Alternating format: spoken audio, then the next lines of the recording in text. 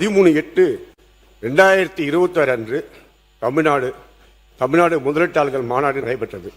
அந்த மாநாட்டில் தொலைக்காட்சி நிருபர்களோ பத்திரிகையாளர்களோ அனுமதிக்கப்படாமல் ரகசியமாக ஒரு சினிமா ஷூட்டிங் போல் நடைபெற்றுள்ளது. முதலீட்டாளர்கள் யார் யார் என்பதை பொதுமக்கள் அறியக்கூடாதா? சினிமா ஷூட்டிங் கிளைமாக்ஸ் என்ன என்று தொழில்துறை அமைச்சர் அவர்கள். மாண்புமிகு பேரவைத் தலைவர் அவர்களே, சினிமா ஷூட்டிங், ரகசியம், இதெல்லாம் தேவையில்லாத வார்த்தை. நம்ம இதுக்கான விளக்கம் வெளியேவும் சொல்லிட்டோம், உள்ளேயும் சொல்லிட்டோம். மறுபடியும் அதையே ரீஹைட்ரேட் பண்ணி பேசுறதுல எந்த ஒரு பிரயோஜனமே கிடையாது. மாண்புமிகு பொதுப்பணித்துறை அமைச்சர் அவர்கள். மாண்புமிகு பேரவைத் தலைவர்களே, கொஞ்ச நேரத்துக்கு முன்னாடி நீங்க சொன்னீங்க கொரோடா அவர்கள் எந்திரிச்சு ரொம்ப அழகா 2 பேரும் நிறைவு செஞ்சுட்டாரு. இப்ப கூட அவர் பேசும்போது பொறுப்பு அமைச்சர் பேருக்கு பச்சை துண்டு போட்டுக்கிறாரு. பொறுப்பு அமைச்சர் நான் தான், தைரியம் தான் என் பேரை சொல்லுங்க. திருவண்ணாமலை பொறுப்பு அமைச்சர் நான் தான். அதனால இது தேவையில்லாத விவாதங்கள். நாங்க சொல்றது என்னன்னா, கேள்வி கேளுங்கள், பழி சொல்லாதீர்கள். நாங்க 100 வருஷம் தான் இருக்கு, எங்க மேல பழி சொல்றதுக்கு என்ன இருக்கு? ஆட்சி செஞ்சவங்க தான் பழி ஏத்துக்கணும், நீங்க தான் பழி ஏத்துக்கணும். நாங்க எந்த தவறும் செய்யல. அதனால கேள்வி கேட்டீங்கன்னா நாங்க பதில் சொல்றோம், அதுதான் ஜனநாயக கடமை.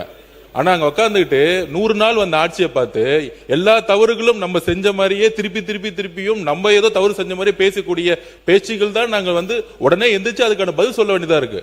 அதை சொன்னா உடனே எல்லாரும் எந்திரிச்சு கத்துறாங்க. ஜனநாயகபூர்வமா அண்ணன் பேசும்போது நாங்க அமைதியா கேட்டுட்டு இருந்தோம். ஆனா அவங்க நாங்க பேசணும்னா அவங்க கேட்க மாட்டாங்க. இங்கதான் ஜனநாயகம் இல்லைங்கிறது பதிவு பண்றோம். மாண்புமிகு சட்டமன்ற உறுப்பினர்கள் அவங்களுடைய கேள்வியும் தொகுதி பிரச்சனையும் இல்லை அரசியல் ரீதியான எந்த பாலிசி விஷயம் இருந்தாலும் நாங்க எந்திரிச்சு பதில் சொல்ல தயாரா இருக்கிறோம். ஜனநாயகபூர்வமா தயாரா இல்ல தவறு எங்க மேல இருந்துச்சுன்னா அது தவறு சுட்டி காட்டுங்க, அதையும் நாங்க பதில் சொல்றோம். ஆனால் தனிப்பட்ட தாக்குதல்களை தயவு செய்து நிறுத்துங்கிறத நான் கேட்கிறோம். தொழில்துறை அமைச்சர் பேசிட்டுமே, மாண்புமிகு தொழில்துறை அமைச்சர் சொல்ல விரும்புறேன், அதை சொல்லி முடிச்சுட்டு அப்புறம் நீங்க பேசலாம். சொல்லுங்க தலைவர் அவர்களே. சொல்லிட்டு அவங்க சொல்லி முடிச்சுட்டு அவர் ஷூட்டிங் ஸ்பாட் அப்படிலாம் சொன்னார்னா, நான் துபாய்க்கும் ஸ்பெயினுக்கும் போய் MOU சைன் பண்ணாங்களே, அதுல எத்தனை கன்வெர்ட் ஆச்சு? நீங்க அப்ப ஷூட்டிங் எடுக்க போனீங்களா? கொஞ்சம் அவாய்ட் பண்ணுங்க. அதாவது மாண்புமிகு பேரவைத் தலைவர்களே, அவர் திரைப்பட தயாரிப்புன்றதால ஒரு ஷூட்டிங்ன்ற வார்த்தையை பயன்படுத்த நானே சொல்றேன், அது எடுத்துருங்க, அதெல்லாம் தேவையில்லை. சினிமா பாருன்றதா அதெல்லாம் சொல்லக்கூடாது, அதெல்லாம் தப்பு.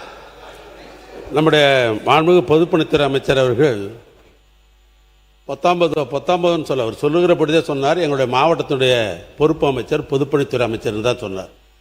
பேர் சொல்றது நாகரிகம் இல்லை என்பது யாரும் சொல்ற பழக்கம் கிடையாது. அசம்பிளியை பொறுத்தளவுக்கு அமைச்சர்கள் சிறியவராக இருந்தாலும் கூட அந்த துறையை தான் சொல்ல முடியுமா, பேரெல்லாம் சொல்றது நாகரிகம் இல்லை என்பது நீண்ட நெடுநாட்களாக இருப்பது. அதனால் உங்கள் பேர் அவர் சொல்லாததுக்கு அதுதான் காரணம், வேறுமல்ல. அவர் பொறுப்பு அமைச்சர் பொதுப்பணித்துறை அமைச்சர் தான் சொன்னார். நாங்கள் சொன்னாக்கா கேள்வி கேட்டால் அதுக்கு பதில் சொல்லுங்க. அதுதான் கேள்வியாக தான் கேட்டார். என்ன கேள்வி கேட்டார்? 2008 எங்களுடைய மாவட்டத்தில் ஆணி தயார் பண்ணுற ஒரு தொழிற்சாலை கூட திருவண்ணாமலை மாவட்டத்தில் இல்லை. ஏன்னா நாங்கள் வேலூர் மாவட்டம், வடார்காடுலேருந்து நாங்கள் பிரிந்து போனவங்க திருவண்ணாமலைக்கு.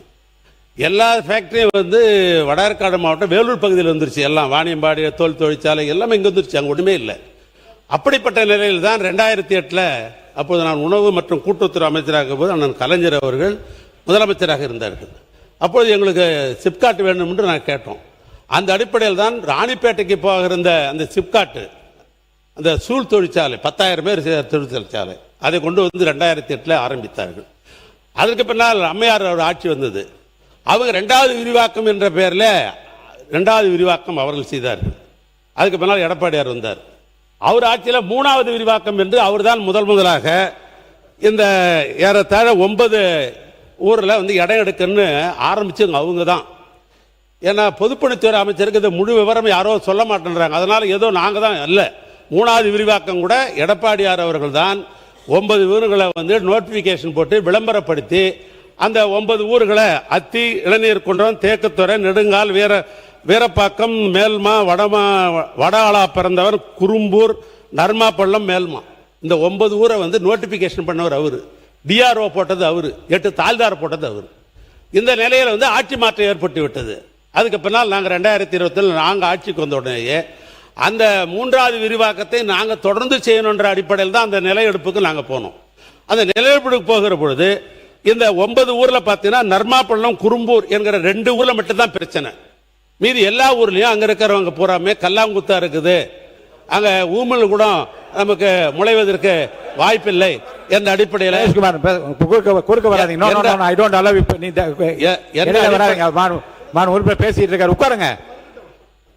என்ற அடிப்படையில் அப்பொழுது அந்த 2 ஊர்ல இருக்கிற விவசாயிகள் வந்து நாங்கள் நிலம் கொடுக்க மாட்டோம் என்று அவர்கள் வந்து மேல்மா கூட்டுறவர்களே அவர்கள் ஒரு 50 பேர் உண்ணாவிரதம் இருந்தார்கள்.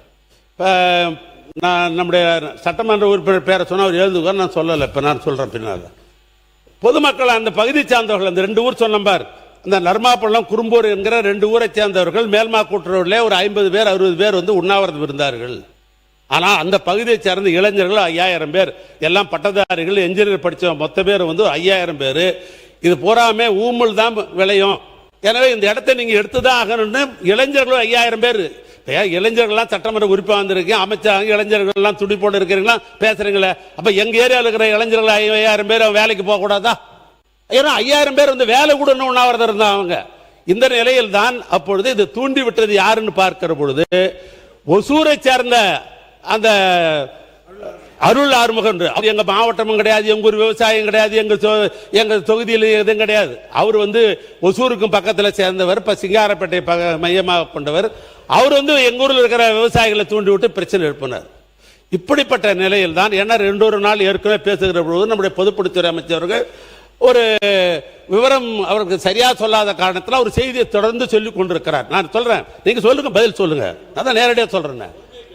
அதனால நான் பொறுமையா கேட்கிறேன், ஏன்னா இதுக்கு ஒரு விடிவு காலம் வரும். நீங்க எப்பொழுதும் நீங்க சொல்லும் போது நான் அமைதியா உட்காந்து கேட்டு இருக்கிறேன். ஏன்னா எந்த விதியில போய் நான் பேசுறதுன்னு தெரியாதே உட்கார்ந்து இருக்கிறேன். நான் இது வந்ததால் நான் பேச வேண்டிய சூழ்நிலை வந்துருச்சு. அப்படிப்பட்ட நிலையில் அப்பொழுது என்ன நிலைமை ஏற்படுதுன்னா, எப்பொழுதும் அமைச்சராக இருக்கிற நீங்களோ அல்லது நாங்கள் அமைச்சராக இருக்கிறோம் யாரையும் போய் கைது செய்ய போடுறதுக்கு நமக்கு அதிகாரம் கிடையாது. அந்த பகுதியை சார்ந்த காவல்துறை சார்ந்த உயர் அதிகாரிகள், மாவட்ட ஆட்சித்தலைவர், அன்றைக்கு பெருந்தொழிலுடைய செயலாளராக இருந்த அருண்ராய், இவர்கள்லாம் சேர்ந்து இப்படி நிலை எடுப்பதை ஒரு 50 பேர் வைத்துக்கொண்டு இப்படி தூண்டி விடுகிறாரு என்ற அடிப்படையில் அப்பொழுது அரசாங்கம், அப்ப ஐஜி இன்டெலிஜென்ஸ் கொடுத்த அந்த அடிப்படையில் அரசாங்கத்துக்கு அந்த செய்தி வைத்துக்கொண்டு அவரை கைது செய்து அவரை காலாகரகத்தில் அடக்கி வைத்தார்கள். நான் ஊர்லே இல்லை, நான் வந்து தென்பகுதியில் என்னுடைய சுற்றுப்பயணம், நான் ஊருக்கு வரேன், பத்திரிகையில் நான் பார்க்கிறேன் இதை மாதிரி விவசாயி வந்து குண்டர் சட்டத்திலே போடப்பட்டது என்ற ஒரு செய்தி. அப்படிப்பட்ட செய்தி கொண்டு முதலமைச்சருடைய கவனத்துக்கு நான் கொண்டு வர ஒரு வாரத்துக்கு முன்னால இப்படி விவசாயி வந்து அவர் என்னதான் தப்பு பண்ணாலும் சிறையில் அடைச்சிருக்கிறாங்கன்னு சொன்ன உடனே முதலமைச்சர் அவர்கள் தான் அப்பொழுது கூப்பிட்டு உடனே வந்து அவர்களை விடுதலை செய்யணும்னு சொல்லி அவர் கோர்ட்ல போய் பெயிலாம் என்ன வரல, அரசாங்கமே தான் அவர்களை விடுதலை செய்து என்பதுதான் இதுதான் வரலாறு. இதெல்லாம் இந்த வரலாறுலாம் தெரியாது, தயவுசெய்து இருங்க. நான் கொஞ்சம் பாருங்க, எங்க மாவட்டத்துக்கு பொறுப்பு அமைச்சராக வந்திருக்கிறீங்க, எங்க மாவட்ட வளர்ச்சிக்காக நீங்க உதவிங்க நாங்கள் எதிர்பார்க்கிறோம். நான் அந்த அடிப்படையில் நான் சொல்றேன், நடந்த உண்மையை மட்டும் நான் பேசுறேன். இப்படிப்பட்ட நிலையில் அவர் வெளியே வந்துட்டார். அவர் இப்ப எங்களுடைய கேள்வி என்னன்னா, ஏறத்தாழ இந்த 2 ஊரை தவிர மீதி ஊரில் இருக்கிற விவசாயிகள் எல்லாம் கொடுப்பதற்கு முன் வந்தார்கள். இப்ப விரிவாக்கம் 3 என்பதை நான் சொல்லிட்டேன். நாங்க ஆரம்பிக்கல, எடப்பாடி பழனிசாமி அவர்கள் போதுதான் ஆரம்பிக்கப்பட்டது. அவங்க தான் நில எடுப்புக்கு அதிகாரி எல்லாம் போட்டாங்க, அதை நாங்கள் தொடர்ந்து நாங்கள் செஞ்சோம். இப்ப நான் கேட்கறது, இப்ப அப்படி ஒரு விவசாயி எங்களுடைய மாவட்டத்தை சாராத விவசாயியோடு நீங்கள் புகைப்படம் எடுத்துக்கொண்டீர்கள் என்று எங்க அந்த பகுதியை சார்ந்த, ஏன்னா அவர் அந்த பகுதியை சார்ந்தவர், அவர் ஊர்ல இருந்து அந்த வேலைக்கு போறாங்க. அதனால தான் அம்பேத்குமார் அவர்கள் வந்து இதே மாதிரி அமைச்சர் வந்து அவரோட படம் எடுத்துக்கிறாரு. அப்ப உங்களுடைய நிலைமை என்ன, நிலத்தை எடுக்க போறீங்களா, 3வது விரிவாக்கத்துக்கு இடம் எடுக்க போறீங்களா, எங்க பகுதியில் இருக்கிற இளைஞர்களுக்கு, பட்டதாரிகளுக்கு, பொறியாளருக்கு வேலை வாய்ப்பு தர போறீங்களா, இந்த ஆட்சியினுடைய நோக்கம்தான் என்ன, சிப்காட் வளரப்போகுதா எங்க மாவட்டத்தில், இல்ல வளராதா, என்ன நோக்கம் வைத்திருக்கின்றதா அவர் கேள்வி கேட்டார ஒழிய, உங்களுக்கு கேள்விதான் கேட்டார ஒழிய உங்கள் மீது ஒரு குற்றச்சாட்டு சொல்லல. அதனால தயவு செய்து சொல்றேன், எங்க மாவட்டத்துடைய வளர்ச்சிக்கு வந்திருக்கிற பொறுப்பு அமைச்சர் எங்களுக்கு நீங்க உறுதுணையா இருக்கணும் ஒழிய அங்க சிப்காட் வந்தால்தான், ஏன்னா அந்த பக்கம் நான் தான் சொன்னேன், ஆணி கூட ஒரே ஒரு நிமிஷம், ஆணி நீங்க கேட்டபடி அவர் கேட்டிருந்தா பிரச்சனை ஷூட்டிங்கா, அது என்ன ஷூட்டிங் ஸ்பாட் அப்படியெல்லாம் இல்லாம நேரடியாக இப்ப நீங்க கேட்டது ரொம்ப அருமையா கேட்டவர், அதே மாதிரி கேட்டிருந்தா பரவாயில்ல, அது உரிய பதில அவர் கொடுக்க போறாரு. அது ஒரு பேசு 2008 அதை நான் போராடி அதை வாங்கி கொண்டு போகிற பொழுது நம்முடைய பொதுப்பணித்துறை அமைச்சர் கல்லூரி வாழ்க்கையில் இருந்திருப்பார். நான் கடந்த அந்த வயசை வச்சு பொறுத்து நான் சொல்றேன். நான் அப்படிப்பட்ட நிலையில் நாங்கள் உணர்ச்சி வச்சுட்டு பேசுவது அல்லது கோரிக்கை வைப்பது என்பது எங்கள் மாவட்டம் விவசாயத்தை தவிர ஒன்றுமே பார்க்காத ஒரு பூமியில் இவ்வளவு இளைஞர்களுக்கு வேலைவாய்ப்பு லட்சக்கணக்கான வேலைவாய்ப்பு கிடைத்ததுன்னு சொன்னால் அதுக்கு சிப்கார்டு தான் காரணம். ஆனால் இந்த ஆட்சியில் நாங்கள் 3வது விரிவாக்கம் அது வந்தால் எங்களுடைய மாவட்ட இளைஞர்களுக்கு வேலைவாய்ப்பு தரும் என்ற அந்த அடிப்படையில் தான் இந்த கோரிக்கையை நான் வைக்கிறேன். ஆனால் இது குற்றச்சாட்டாக கூட அல்ல, கோரிக்கையாக தான் இருக்கும். இதுக்கு இந்த மாண்புமிகு நம்முடைய பொதுப்பணித்துறை அமைச்சர் சகோதரர் அவர்கள் எங்களுக்கு உறுதுணையாக இருக்கணும் மொழிய அதற்கு எதிர்ப்பாக இருப்பவர்களோடு நீங்கள் புகைப்படம் எடுத்துக்கொள்வதோ அவருக்கு சப்போர்ட்டாக பேசுவது என்பது எங்களுடைய மாவட்டத்தில் யாரும் அதை விரும்பவில்லை. மாண்புமிகு பொதுப்பணித்துறை அமைச்சர்.